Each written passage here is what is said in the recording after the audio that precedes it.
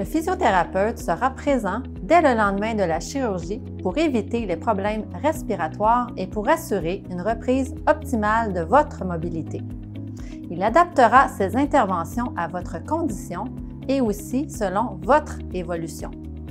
Avec l'équipe de soins, votre physiothérapeute va s'assurer que vous retrouviez l'autonomie suffisante pour un retour à domicile sécuritaire. L'anesthésie et la chirurgie peuvent entraîner une diminution de volume inspiratoire et une augmentation de la production de sécrétions. Donc, vous devrez faire des exercices respiratoires pour éviter des complications pulmonaires qui ralentiraient votre récupération. Dès votre réveil, il sera important de débuter les exercices suivants afin de bien ventiler les poumons et éviter l'encombrement bronchique. Pour faire le premier exercice, placez une main sur votre ventre, inspirez lentement et profondément par le nez jusqu'à votre maximum. Gardez l'air de 2 à 3 secondes, puis expirez par la bouche en pinçant les lèvres comme si vous vouliez souffler sur une chandelle.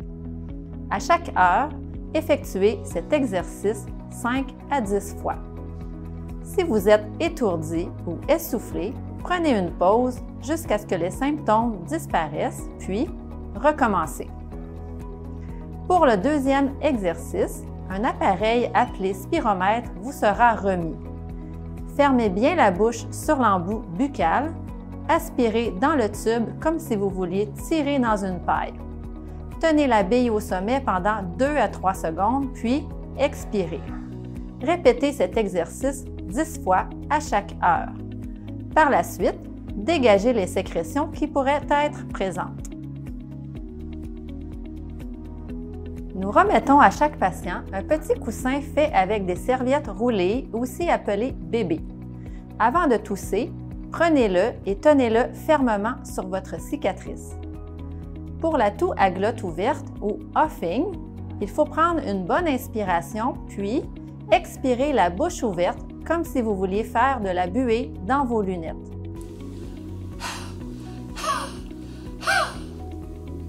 Si vous sentez que des sécrétions se mobilisent, répétez quelques fois. Par la suite, il faut tousser. Toujours en maintenant le coussin sur la cicatrice, prenez une bonne inspiration et toussez pour dégager vos poumons. Répétez ces étapes jusqu'à ce que la toux devienne sèche. Avec ces techniques, vous allez être en mesure de dégager vos poumons de façon efficace tout en protégeant votre sternum. Au besoin, le physiothérapeute complétera votre suivi respiratoire avec des traitements spécifiques. Une fois la chirurgie terminée, il est important de bouger dès que possible. C'est aussi important que de prendre vos médicaments et cela fait partie intégrale de votre traitement. C'est une prescription. Votre première séance au fauteuil est habituellement le jour de votre chirurgie en soirée. Soyez rassurés, ce sera fait étape par étape et le personnel vous aidera. En plus des risques d'infection aux poumons, rester au lit peut entraîner, entre autres, une diminution de la force musculaire, des plaies et des caillots dans les veines.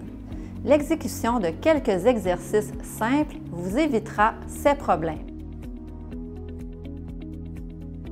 Dès votre réveil, en plus des exercices de respiration, commencez à bouger les pieds.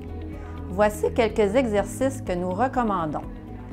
Tirez les pieds au maximum vers le haut, puis poussez vers le bas et ainsi faites un effet de pompage avec vos mollets. Faites de grands cercles avec les chevilles dans un sens, puis dans l'autre.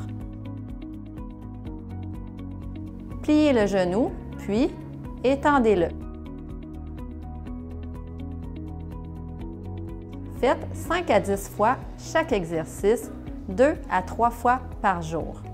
Il se peut que votre physiothérapeute vous recommande d'autres exercices adaptés à votre condition. Il est très important de suivre ces recommandations.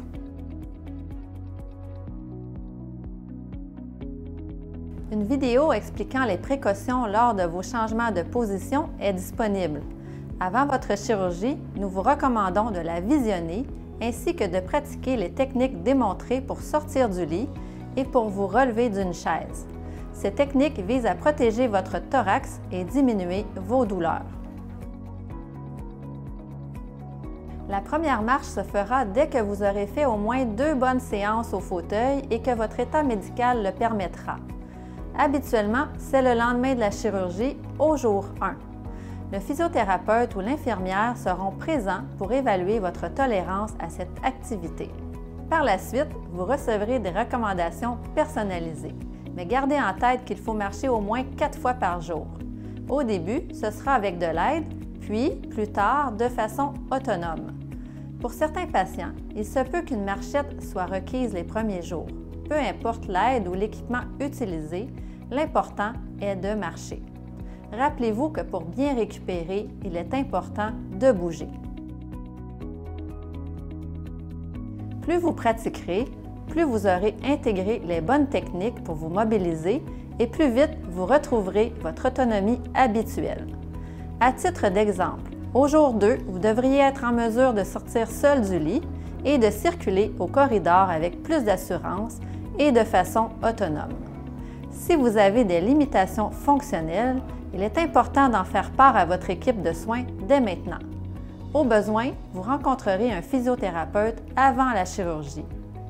Bien connaître votre condition nous permettra d'adapter votre suivi selon vos besoins. Votre physiothérapeute et votre équipe de soins seront toujours présents pour répondre à vos inquiétudes et vous guider dans la progression et la reprise d'activité. Si votre état médical le permet et que vous vous mobilisez de façon autonome, un congé est possible au jour 3 ou au jour 4. À moins d'avis contraire de votre médecin, continuez les activités avec lesquelles vous êtes confortable. Marchez souvent, à votre rythme et à une intensité qui ne déclenche pas de malaise. Cela vous aidera à mieux récupérer après la chirurgie.